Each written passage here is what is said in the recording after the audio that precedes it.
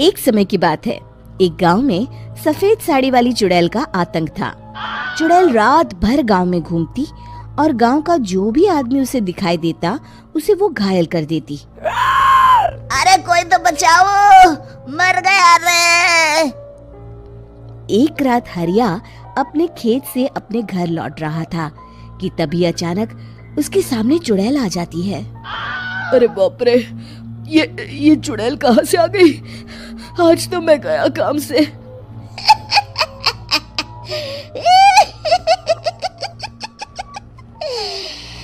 आज मुझे मेरा शिकार मिल गया। अरे चुड़ैल दीदी, मुझे छोड़ दो। जैसे ही चुड़ैल हरिया की तरफ बढ़ती है, हरिया वहाँ से भाग जाता है और अपने घर के दरवाजे पे पहुँचता है। अरे भगवान, जल्दी से दरवाजा खोलो, मेरे पीछे चुड़ैल पड़ी है। हरिया की पत्नी जल्दी से दरवाजा खोल देती है। अरे आप इतना हाफ क्यों रहे हैं? अरे मेरे पीछे चुड़ैल पड़ी है, आज तो मैं बाल बाल बच गया। जल्दी से सभी दरवाजे और सभी खिड़कियों को बंद करके बत्ती बुझा दो। तभी चुड़ैल हरिया के घर के पास पहुंच जाती है। अरे वो आदमी कहाँ गायब हो गया? मैं भी देखती हूँ आखिर कब तक बचेगा। मैं अपने शिकार को इतनी आसानी से नहीं छोड़ती। इतना कहकर चुड़ैल वहाँ से चली जाती है। वहीं दूसरी तरफ हरिया और उसकी पत्नी दोनों अपने घर की खिड़की से ये सब देख रहे होते हैं। अरे बाप रे, ये तो बड़ी डरावनी चुड़ैल थी। अगले दिन ये बात आग की तरह पूरे गांव में फैल जाती है और धीरे धीरे लोग चुड़ैल के डर के मारे शाम होते ही अपने घरों से बाहर निकलना बंद कर देते हैं। कुछ दिनों के बाद भाई, मैंने तो इस चुड़ैल के डर के मारे रात को अपने खेतों को पानी देना बंद कर दिया है। कहीं मेरी फसल सूख गई तो मैं तो कहीं का नहीं रहूंगा। साहूकार का कर्जा कैसे चुकाऊंगा? अरे भाई, पूरे गांव वालों का यही हाल है। पता नहीं ये चुड़ैल हमारे गांव में कहां से आ गई। फिर एक दिन गांव के पास वाली नदी के किनारे एक बहुत बड़े तांत्रिक के आने की बात कुछ गांव वालों को पता चलती है। वो लोग जाके ये बात गांव के मुखिया को बताते हैं। मुखिया जी, नदी के किनारे एक बहुत ही पहुंचे हुए तांत्रिक बाबा आए हैं। हमें उनसे मदद मांगनी चाहिए। मैंने सुना है वो बड़े बड़े भूतों और चुड़ैलों को अपने वश में कर लेते हैं। मुखिया जी सभी गांव वालों को लेकर उस तांत्रिक के पास पहुंच जाते हैं। ओम फट स्वाहा, ओम फट स्वाहा। तभी तांत्रिक अपनी बंद आंखों को खोलकर कहता है, क्या बात है? तुम सब लोग यहाँ क्यों आए हो? मुखिया जी उस तांत्रिक को सारी बात बता देते हैं। अच्छा, तो ये बात है। और तांत्रिक अपनी आंखों को बंद कर लेता है। मैं देख रहा हूँ तुम्हारे पूर्वजों ने बहुत पाप किए थे, जिससे ये गांव अब श्रापित हो चुका है। उसी के फल स्वरूप तुम्हारे गांव में चुड़ैल आई है। ये चुड़ैल बहुत खतरनाक है, ये किसी को नहीं छोड़ेगी। हे भगवान, मर गए रे, अब क्या होगा? तभी गांव के मुखिया जी कहते हैं, बाबा, इस चुड़ैल से हम सबको बचा लीजिए। कोई तो उपाय होगा। इसका सिर्फ एक ही उपाय है। सभी गांव वालों को बारी बारी हर दिन अपनी आधी फसल उस पहाड़ी के ऊपर बनी काली गुफा में छोड़ के आनी होगी। तभी उस चुड़ैल की भूख मिटेगी और श्राप का प्रभाव खत्म हो जाएगा और तुम सब जिंदा बच जाओगे। सभी गांव वाले उस तांत्रिक की बात को मान लेते हैं और वहां से चले जाते हैं। फिर अगले दिन से रोज उस गांव के लोग बारी बारी से अपनी आधी फसल उस काली गुफा के पास जाकर रखाते। कुछ दिनों बाद हरिया की बारी आती है। बाप रे, आज तो मेरी बारी है उस काली गुफा में जाने की।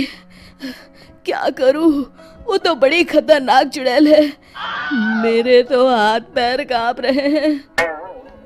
फिर हरिया डरते डरते अनाज की बोरियां अपनी बैलगाड़ी में लाद देता है। तभी हरिया की पत्नी उससे कहती है, देखो जी, संभल के जाना और किसी भी हालत में शाम होने से पहले वापस आ जाना। उस चुड़ैल का कोई भरोसा नहीं है जी। हरिया बैलगाड़ी में बैठते हुए कहता है, भगवान, मैं क्या वापस आऊंगा? लगता है अब तो मेरी खबर ही आएगी। इतना कहकर हरिया वहां से चला जाता है। रास्ते में जंगल से गुजरते हुए हरिया की बैलगाड़ी का एक चक्का बड़े गड्ढे में फंस जाता है। हे भगवान, अब ये क्या मुसीबत है? हरिया नीचे उतर के पूरी ताकत से अपनी बैलगाड़ी को गड्ढे से निकालने की कोशिश करता है। बहुत देर मेहनत करने के बाद हरिया की बैलगाड़ी उस गड्ढे से बाहर निकल जाती है। हे भगवान, अब तो शाम होने वाली है। आज तो मैं गया काम से। जैसे तैसे हरिया काली गुफा में पहुंच जाता है। अरे मर गया रे, यहाँ तो चारों तरफ डरावना माहौल है।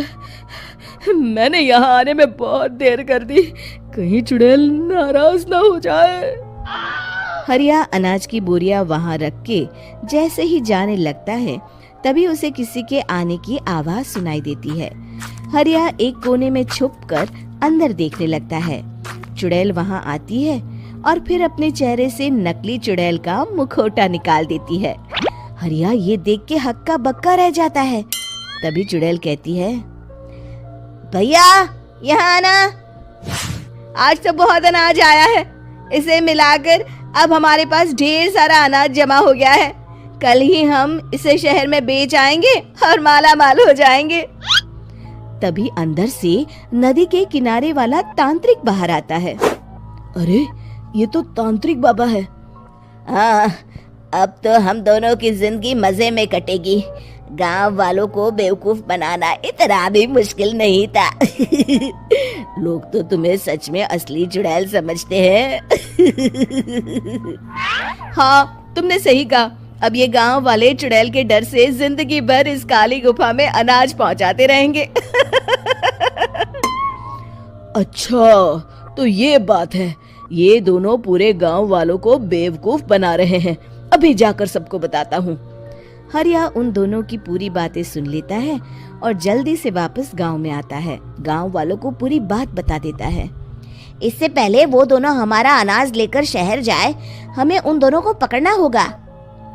उधर दूसरी तरफ नकली तांत्रिक और नकली चुड़ैल बनी औरत एक बड़ी गाड़ी में सारा अनाज लाद के वहां से निकलने की तैयारी कर रहे होते हैं। जल्दी करो, इससे पहले हमें कोई देख ले। हमें यहाँ से निकलना होगा। और तभी वो दोनों देखते हैं कि सामने से सभी गांव वाले अपने अपने हाथों में मशाल लेके आ रहे हैं। दोनों बुरी तरह डर जाते हैं। रुक जाओ, तुम दोनों का भांडा फूट चुका है। अरे मर गए रे, ये गांव वाले कहाँ से आ गए? तुमने क्या सोचा इतनी आसानी से यहाँ से निकल जाओगे? ये अनाज हमने अपने खून पसीने से दिन रात खेतों में मेहनत करके उगाया है। दोनों मुखिया जी के पैरों में गिर जाते हैं। हमें माफ कर दीजिए, हम दोनों एक नंबर के कामचोर हैं। बिना मेहनत किए पैसे कमाना चाहते थे। हाँ, अब हम आगे से मेहनत मजदूरी करके पैसे कमाएंगे। हमें कुछ मत करना, हमें छोड़ दीजिए। इतना कह के दोनों गांव छोड़ के भाग जाते हैं और सभी गांव वाले फिर से खुशी खुशी रहने लगते हैं।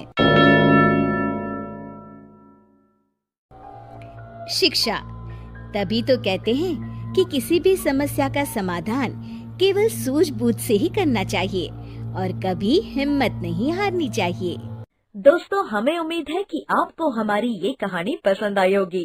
कृपया हमारे चैनल को सब्सक्राइब करें और सभी अपडेट्स के लिए बेल आइकन जरूर दबाएं। और हाँ, वीडियो लाइक और शेयर करना मत भूलिएगा। Bye bye.